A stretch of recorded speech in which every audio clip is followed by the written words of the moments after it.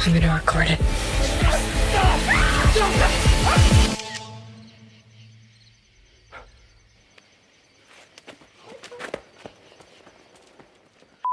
I have to admit that as an elderly millennial, I particularly enjoyed the generational beef storyline throughout season two the most. Sonny, I wanted to start with you. Was some of this based on personal experience, observation, or did you need to kind of bring in some Gen Z consultation to help you out with this? Yeah, no, it was born from real life again. Season one, the road rage incident really happened to me, just the initial road rage. And season two, again, I was, in my neighborhood, and I'll speak more vaguely since I still live in said neighborhood.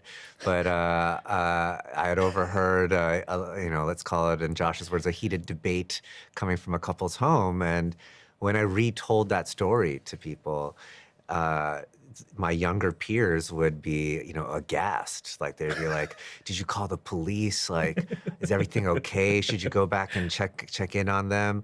And when I told, people my age or older, everyone was like, "I mean, it's a fight. Like, who amongst us?"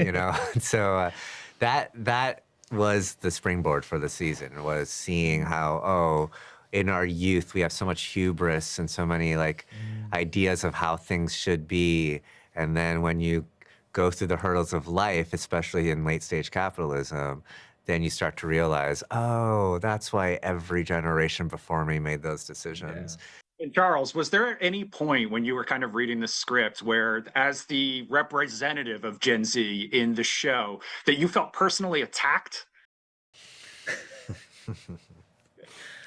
Well, Charles is technically a younger millennial.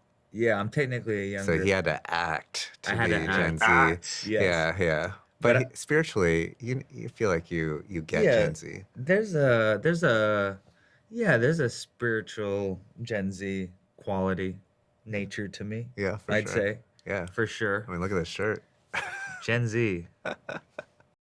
I mean, one of my favorite lines was Ashley complaining about having to work 9 hours a day. But Charles, a lot of cultures used to teach kids to kind of respect their elders. Do you think we've lost that? And if so, why do you think that is? It's a trap. Just kidding. For me, my culture and even my, I think I respect my elders. I respect Sonny. I always let him walk through the door first. And, but I mean, in Korean culture, it's just very respectful. I think that's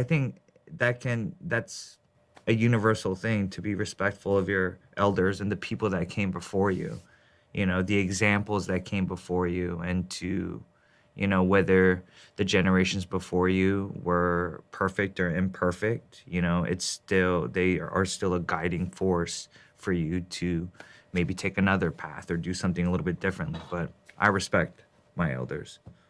I think deep down we both knew it was a temporary band-aid. Band-aid for what? For the immense pain of knowing that you picked the wrong person.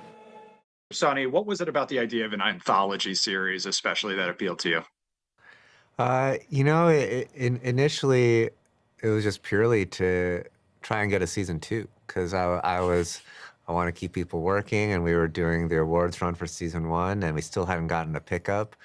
And I was like, what does a guy have to do to get a season two pickup around here?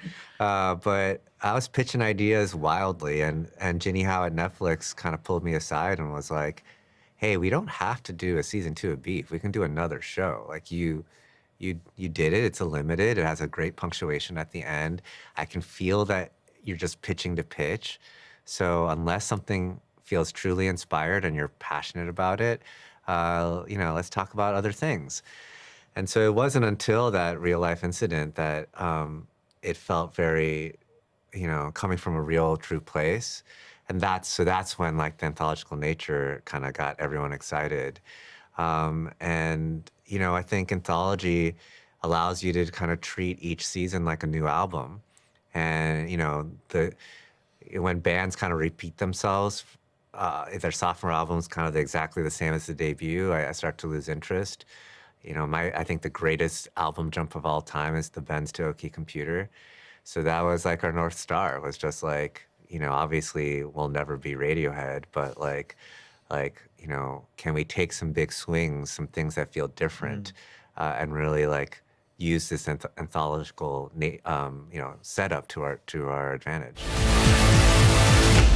Don't people say you shouldn't be looking for the right person, but actually the right wrong person? Like punching in a dream, breathing